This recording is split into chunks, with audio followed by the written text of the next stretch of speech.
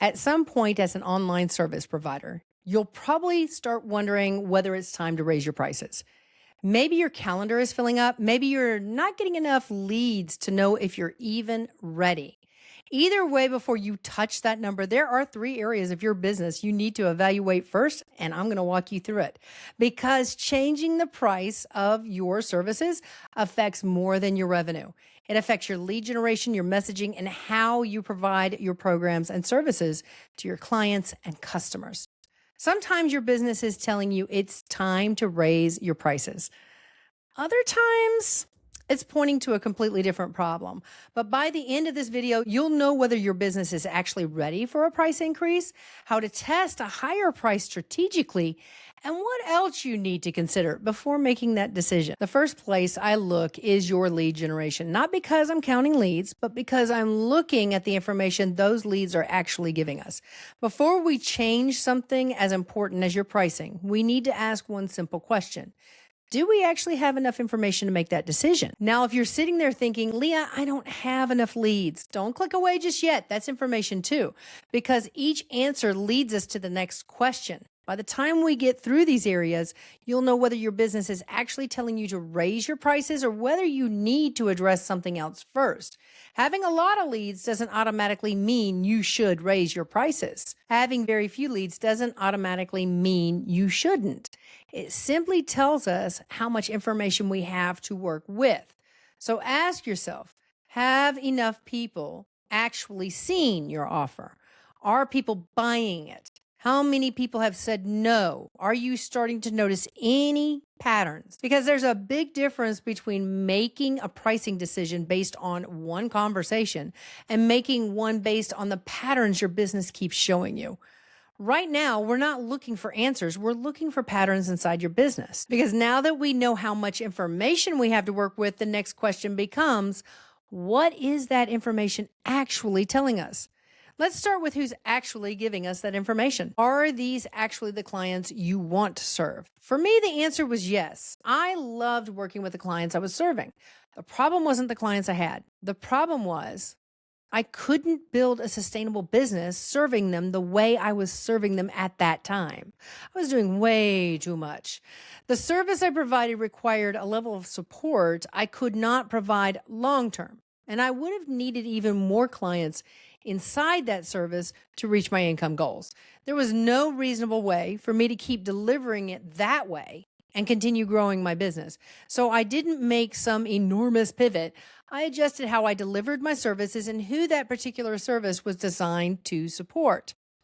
Sometimes raising your prices isn't about making more money.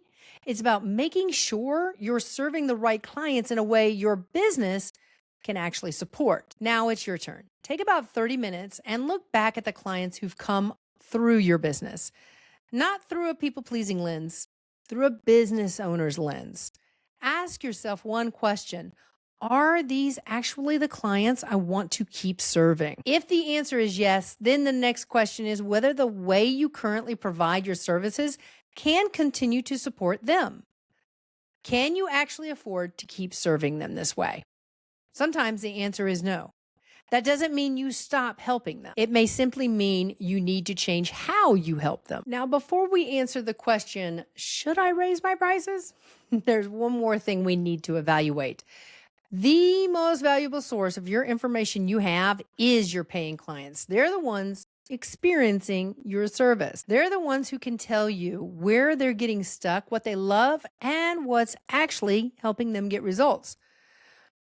But here's where a lot of business owners get tripped up. Your clients are great at telling you what they're experiencing.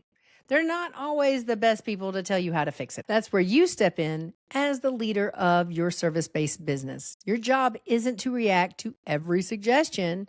Your job is to understand the problem your clients are actually pointing to. For example, if someone tells you they wish you had weekly Zoom calls, don't immediately add weekly Zoom calls. Ask yourself why they're asking for them.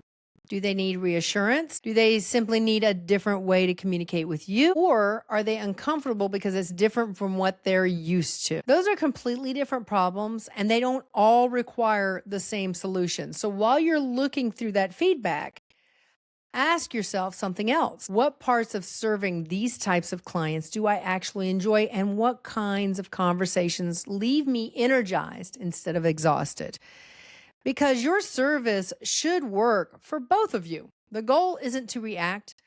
The goal is to understand what your clients are actually telling you about your service based business and its services. So, should you raise your prices? More than likely, yes, to be honest. The questions we walk through today don't just help you decide whether to raise your prices, they help you decide when to raise them and what needs to be in place before you do. Sometimes the answer is simply to raise the price of your existing offer. Other times, you may need to make a few adjustments to the offer itself so the experience matches the price you're asking. Both are valid questions. The mistake isn't raising your prices. The mistake isn't keeping them where they are. The mistake is changing them without understanding why. The question of whether or not to raise your prices is what brought you to this video today, but what you probably discovered along the way is there are a few other areas of your business that need your attention too. And that's where we focus inside Cash and Clients Without Chaos. If you'd like to learn more about my programs, services, and what it's like to work with me, head over to leahsparrow.com or check out the description for more details. Until then, I'll see you in the next video.